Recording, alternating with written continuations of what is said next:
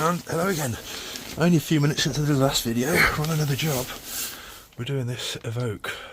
Multiple faults. Doors won't open, windows don't work, stop-start intermittently not working, doors won't open from the outside, doors won't lock, driver's door won't lock, etc. All these little glitches, faults, etc. So we're going to go through it. First thing I'm doing is pop the bonnet. We're going to open we're going to check the battery. I'll test the battery and then we'll go inside the vehicle and we'll do some diagnostics once I find out that the battery's okay. If the battery's knackered, we're going to have to change that first. So, battery's come back as replace, but I don't think that's bad enough for it to cause these issues. It's not completely knackered, but it is pretty bad. Let's do some more digging and see what we can find. Let's do some diagnostics. Have a little visual check. There's the issue. Yeah, we'll get the auto plugged in and see what we can find. Right, we're in the car now. I can talk a bit louder because I'm not on the customer's drive. We will have a little look and do a diagnostic on it and see what we can find. I think there's probably an auxiliary battery somewhere on this car, so I've just had a look in the boot. I can't see it, but I'd like to test that as well. I'll get this linked up and I'll film as soon as it's finished scanning. So ignition's on and we're already getting a low battery warning, which is no good. Body control module 5 faults. There's going to be about 897 modules in this vehicle, so I'll let it scan through all of them and then I'll be back in a sec. Right then, so it's finished scanning. Have a quick look. History. We can ignore all that. History. Intermittent.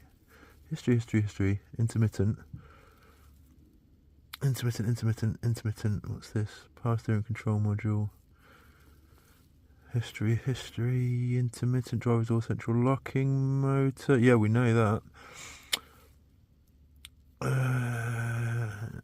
Intermittent passenger door central locking motor. We know that. And that's about it. So we need a left door motor, right door motor. That'll solve the opening and unlocking. Driver's door central locking motor. Yes, we know that. Intermittent lost communication with all terrain control module. This could be battery related. Right, low beam, passive key, driver's seat, track position restraint sensor, roll rate sensor, history, intermittent clutch pedal switch A circuit. Right, that's an interesting one because the stop start button is intermittently not working. So the stop start button won't work unless the clutch pedal switch is disengaged, or open circuit, closed circuit, however the vehicle's set up. So most likely that's going to be a simple fix, and the door is going to be a simple fix. What was the customer complaints? Intermittent non-starting, window, oh yeah, driver's door window works now. She said that was broken, but that's actually working, so that was just frozen. So yeah, we've just fixed that, just like that. That's how good I am. And what else? It's the stop start, that's going to be the clutch switch, and then the battery change, which is going to solve the stop start not working. And then the door modules, and there's no fault for the left rear module, but that's probably going to need doing as well, just because it doesn't work. So obviously it's not working. Just because there's no fault coming up doesn't mean that it's okay. Is it going to be a simple one? I think so. Battery voltage getting down to 11.3, so we're going to have to call it. This is a very quick diagnosis. Probably no point even filming this one. I don't really know what to say. It's going to be a battery change, those door locks. Well, what we're going to have to do is we're going to have to do the work, aren't we, unfortunately, and then carry on filming. So I will either leave the video here or pick it up again when we do more work. So I'll give two endings. Thanks for watching. Please like and subscribe. Or I'll be back once the customer drops the vehicle off for us to do the work, because I don't really want to come out and do this. Well, I want to do this at the garage, I think. Or will I come out and do it? I don't know. We'll see. We'll have a word with the customer. But we'll leave it there for now. Slightly boring, sorry it's not more entertaining. But anyway, yeah, if you've got issues with your Evoque, Range Rover Evoque 2012, doors not working, etc., intermittent stop-start faults, engine start faults, it's most likely going to be the clutch switch and then your door central locking motors. And yeah, I'll leave it there. So thanks for watching, and we'll be back soon. I'm so sorry, guys. I'm so sorry. I've done it again. I've come back with parts that I've just fitted without showing you guys, and done a battery management system reset procedure without showing you guys, and only just remembered that I should be filming this. So I do apologise, but you join me not too late. It's not too late. So anyway, on the Christmas drive again. We've just changed the battery with a stop-start battery. The fault with this one is obviously the battery, the clutch switch and the door locks. The door locks I couldn't get today, so I'm going to have to come back and do those. But I just wanted to get the car mechanically sound for her so she can rely on it to get her daughter to swimming lessons, etc. that she needs to do. So I've just done the battery reset procedure. Stop-start wasn't working, customer complaint as well, one of many. But the reason for that was the battery that was on it was not an AGM, was not a stop-start battery. So now it's got stop-start on, that should work, and the fact that the battery management system's been programmed correctly.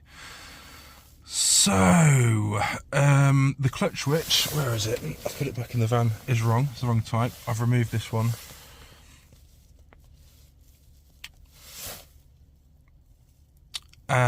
And it's the wrong type, so I need to go to get one from Jaguar. Funny thing about that is the switch at Jaguar was cheaper than the switch in the aftermarket Hella. It's 14 quid for a Hella one, and it's £3.44 for an actual proper Jag one from Jaguar. Even the guy in the parts store at Jaguar couldn't believe it. He thought it was an error. Oh, that's it. They can't get them. The back order. That's it. That's why I couldn't. That's why I had to get the aftermarket one. I can't forget here. Yeah, so you can't get them at Jag back order, and they can't give you time of or an ETA, similar as Mercedes can't do with many engine control units. They literally can't tell you when they can get one or if they can get one. So yeah, that's going to be a tricky one. I might have to take the part number off the one that's fitted and do a Google it and try and find one that way. But what's happening now? Come on, reset this. I shall get this sorted. And that's all we're doing for now. When we come back and do the door locks, we'll do those. But hopefully this is going to sort the stop-start issue. And oh yeah, there's also the DPF needs cleaning apparently as well. Complaint of DPF being full, but that might be because the fuel level's low and it's probably been driven like that for a long time. So that's probably going to need a regen at the very least, if not a clean, with some clean fuel and some DPF additive. So we'll see what options we go with regards to that. Anyway, I'll stop waffling and oh, here we go again. And I'll be back shortly. Something amazing has just happened and I can't quite believe it. Just done a full scan and there's not a single fault in any modules. Do you know what? This is a demonstration of the importance, I go on about it all the time, the importance of a good, healthy, correct battery. There was, I think, what, 18 faults or something silly in there? Even the door lock faults have gone. I wonder if the door locks are working now as well. If it's not a stop-start battery on a stop-start vehicle, it can cause all sorts of issues. AGM batteries, when they go flat, when they go low, they can cause all sorts of issues. EFBs, same thing. If they're not healthy, they can give you all sorts of fake electronic faults because the control modules aren't working correctly. So they don't know what's going on. So the info you're getting is wrong. We're going to start this one up, run it. We might have to take on a quick test drive just to see what's happening, but this is an absolute miracle. Even the clutch switch is gone. I've not cleared any. No, actually, it cleared some faults into in the PCM, but not in the other modules. So yeah, let's see how it goes. I'm going to start it up and see what's happening. Let's start it now, actually.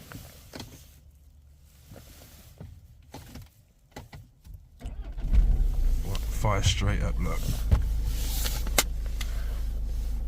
No warnings other than low fuel.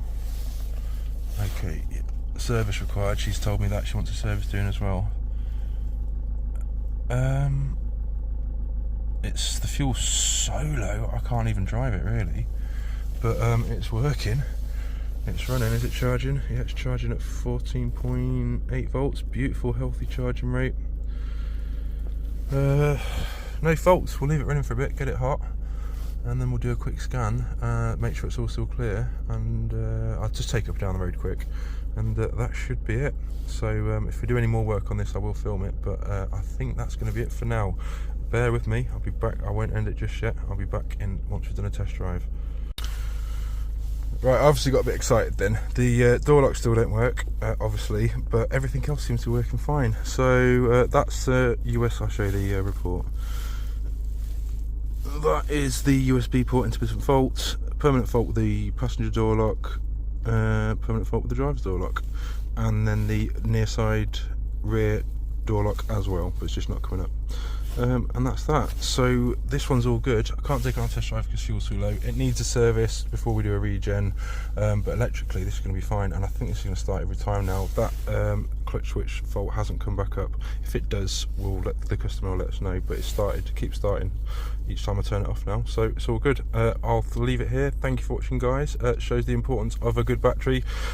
Please like and subscribe, and I'll be back soon.